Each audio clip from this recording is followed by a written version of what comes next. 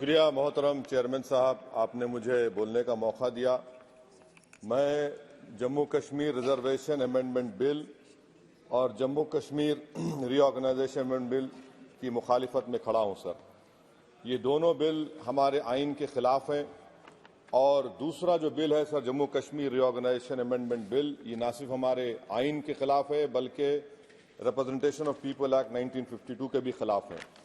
Sir यहाँ पर क्योंकि वक्त बहुत कम है, मैं इस कम वक्त में इस ऐवान के सामने इस बात को रखना जरूरी समझता हूँ कि जिसमें कहा गया कि डिस्प्लेस पर्सन का जो डेफिनेशन दिया गया है, इसमें मैं हुकूमत से जानना चाहता हूं कि क्या ये बात सच नहीं है कि 1989 में कारण में, करना में, पूंछ में, रजौरी में जब फौज हमारी वहां पर गई थी तो 28 गांव के लोग हमारी वतन अजीज की सरजमीन छोड़कर पड़ोसी मुल्क में चले गए और आज तक 2001 का सेंसस, 2011 का सेंसस ये कहता है कि अनइनहैबिटेटेड गांव है। क्यों नहीं हम उनके लिए प्रोविजन रख रहे हैं? और ये रखना जरूरी है। और जितने वहां पर गए हैं ये मुजफ्फराबाद में रहते हैं, 40,000 के करीब, जिसमें सिर्फ 3% कश्मीरी हैं, बाकी सब गुज्जर और पहाड़ी हैं। इन्होंने हमारी फौज को जमीन दी और आप उनको भूल रहे हैं और सिर्फ उन्हीं लोगों के लिए प्रोविजन रख रहे हैं जो इनको आप नजरअंदाज कर रहे हैं। दूसरी बात यह है सर कि आप नॉमिनेशन करेंगे, नामजद करेंगे। कौन नामजद करेगा? एक अवाम की मुंतखबशुदा हुकूमत की सिफारिश पर एलजी नॉमिनेट करेगा, नामजद करेगा, या फिर दिल्ली से नामजद करेंगे? तो आप यहां से कंट्रोल कर रहे हैं।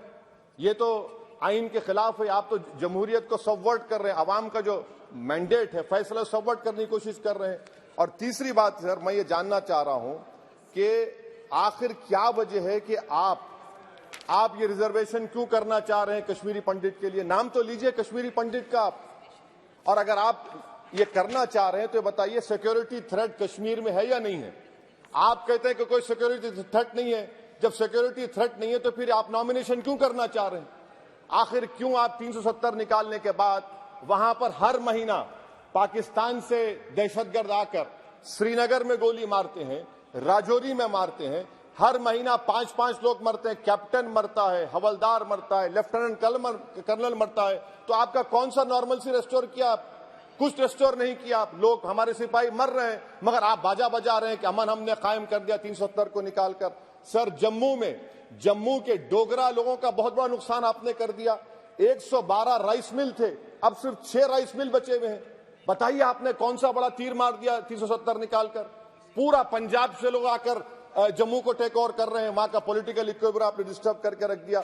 चेंबर ऑफ कॉमर्स के रोज लोग रहे, सेक्रेटेरिएट आप मुंतकिल करते थे अभी विंटर में, पूरा जम्मू की इंडस्ट्री को आपने बर्बाद कर दिया, पूरे होटल खाली हैं। तो और आखिरी बात सर, मैं हुकूमत से जानना चाह रहा हूं कि एक आपके इंडस्ट्रियल एस्टेट में एक कमरा आपने बनाया है क्या? बताइए भाई, अंबानी साहब है, अदानी साहब है, टाटा साहब है, सब है, आपने एक कमरा नहीं बनाया वहां पर। एमओयूज तो करोड़ों रुपए के हो गए। आपने ख्वाब तो इतने दिखाए मगर वो बेचारे वो ख्वाब तो पूरे नहीं होते कश्मीर के लोगों के लिए। जम्मू में करके दिखाइए, श्रीनगर तो दूर की बात है सर। और आखिर में मैं हुकूमत से जानना चाहता हूं कि इलेक्शन कब करवाएंगे? 24 का इलेक्शन तो आप करवा लेंगे। आपने जेरीमैंडरिंग करके आपने कॉन्स्टिट्यूंसीज बना दिए वहां पर, मगर अब भी आपको डर हो रहा है। आप जम्मू में नहीं जीत पाएंगे, बता रहा हूं आपको। वैली तो दूर की बात है, वैली तो मुझे यकीन है कि नेशनल कॉन्फ्रेंस और सब लोग निकाल लेंगे। जम्मू भी लूज करेंगे आप। अरे हाँ, आपकी हमारी डील नहीं हुई है, बोल देंगे डील हो गई। हमारा हाल तो लैला का हो चुका है। हम नहीं गए सर, हम नहीं गए भी तो आप लोग मध्य प्रदेश जीत गए। कैसा जीतिए मेरे बगैर आप मध्य प्रदेश? सर मैं कंक्लूड कर रहा हूं, मैं कंक्लूड कर रहा हूं सर, मैं कंक्लूड कर रहा सर। ये खामखा नीति, निशिकांत को आदत है छेड़खानी करने की। अब जवाब मिल गया उनको।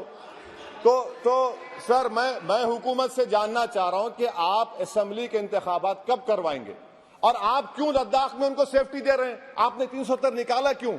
लद्दाख का इलेक्शन तो आप हार चुके हैं वहां पर लोकल बॉडी का। तो फौरन आप इंतखाबात करवाइए ताकि वहां पर जमहूरियत बहाल हो सके। कब तक दिल्ली से हुकूमत करेंगे? इसीलिए मैं दोनों बिल की मुखालिफत करता हूं। शुक्रिया सर। Thank you.